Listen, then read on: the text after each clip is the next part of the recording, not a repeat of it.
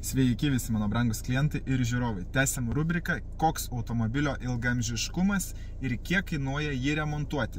Šios dienos nugalėtojas Volkswagen Passat B8. Tautos automobilis.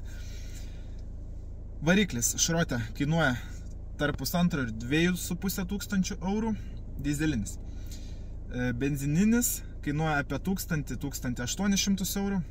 Dizelinio didžiausia liga - nelaiku keičiami tepalai ir pastovus drožimas šalto variklio. Nepašilus varikliui jau yra gazuojama. Ir retas tepalų keitimas. Didžiausia liga. Kita didelė problema būna trūksta galva ir prapučia tarpinė. Benzininių variklių didžiausia liga uždegimo žvakių nekeitimas. Jos keičiasi kas 40 000 km, keičiant jas reguliariai, variklis gali laikyti iki 350 000 km, bet labai dažnu atveju užlinksta žymiai anksčiau.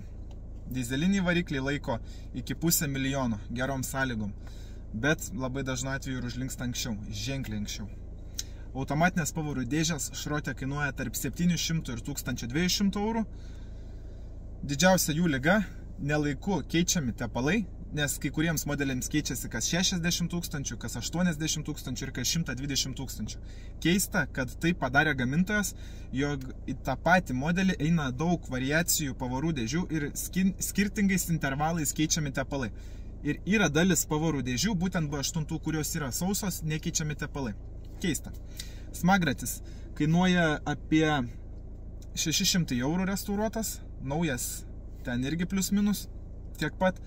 Ilgaamžiškumas jo priklauso nuo to, kaip jūs važinėjat, ar dideliais atstumais ar mažais, ar naudojat start-stop funkciją ar ne, nes kaip pavyzdys sustojat prie šviesoforo, užgesta, po to vėl užsikuria, jis taip gadinasi labiausiai.